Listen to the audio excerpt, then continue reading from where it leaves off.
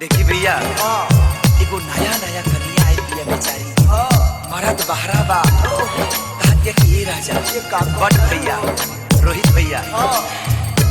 सब लोग कटनी करता और उनका बहरा में कहा करता नहीं मर्दा कहता कि सुना हम आए छोटी की प्रॉब्लम चलता मौगी कहते कि देखी वही के रजेश भैया हमें आ गए रवे लगे नु काम करे ता मर्दा कहता कि देखो मेरा छोटी के प्रॉब्लम नहीं खे हमरा बा तौरतिया का कहती है भैया कि हंसुआ में दांत हम कढ़ा ले बानी साइकिल हार से पिटवा ले बानी अरे बिना मरुआ कि बानी हम कनिया कैसे करब कटनिया ए राजा जी डरे लागे जरी जाई घाम में जवानी ये बुलबुल भैया मर्दा का कहता जी हकावना भाव में कहता कैसे कहता प्रीतम सिंह ए हो मर्दा कहता कि दम धरा अरे आज तक काटल जाई अब खूब आग में खटाई चाटल जाई अब दोनों आदमी बिछौना पर प्यार बांटल जाई नींबू का चार पड़ गई कल जाई खेला अरे तू नहीं खुआ खेला अब हम बानी ना ए धार राखे धार मान सुना बाबू को कोन को आर पंकज जी मर्दा का कहता का कहता हो कुछ दिन औरी संभारती के कुछ दिन औरी संभारती के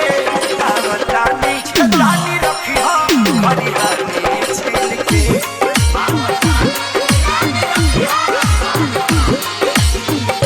कुछ दिन औरी संभारती के कुछ दिन औरी संभारती के रानी रखी हम हरी हरी छिल के रानी रखी हम हरी हरी छिल के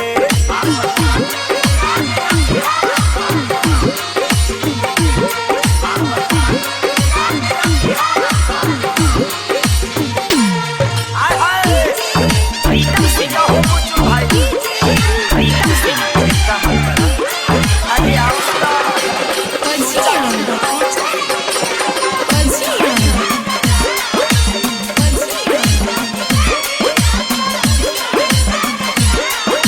रंगल सन्ना लगे जाके दान करवा लिया हाँ उसको साली से प्यार हो गया आई क्या था धर्मेंद्र भाई बोला तू मर्दा कहता से बोल देखा क्या कहता सब दुख दूर होई कोई 4 दिन में आवते हम डीजल मोबिल डालब मशीन में डाले भाई स्टार्ट करो बताओ जाए ए रानी सब दुख दूर होई कोई 4 दिन में आवते हम डीजल मोबिल डालब मशीन में देखिए रतिया कहते कि मकई के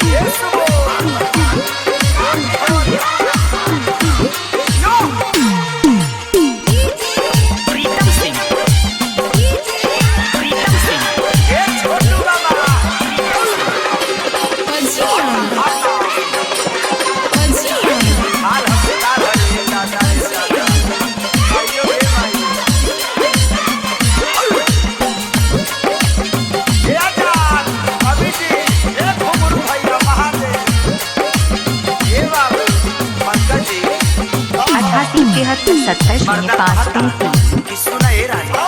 पर मिठाई सच चालू होई जाई कमरी घर में ना जी आई करी हो तू कवरी तुमने कट्टू खाई जाए पर मिठाई सच चालू होई जाई कमरी घर में ना जी आई करी हो तू कवरी देखी मर्दा कहता कि हम जानत तनी कि तू नया नजर बाड़ू कैसे काम करत तारू अब हम खत्म तू ना बुआ पकई हो खई हली लील के बुआ पकई हो खई हली लील के रखले रही हो हमारा रानी हरियाणी छिल के अब तानी रानी रखी हो हरियाणी छिल के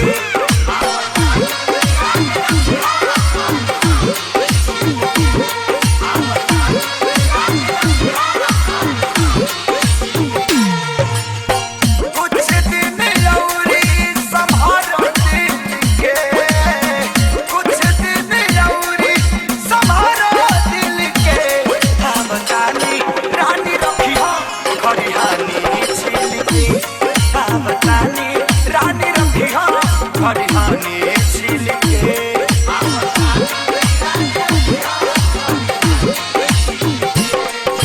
प्रीतम सिंह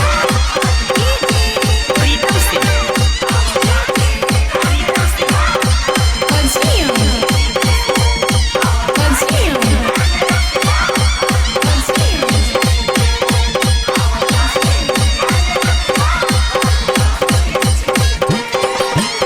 अठासी 73 70 05 33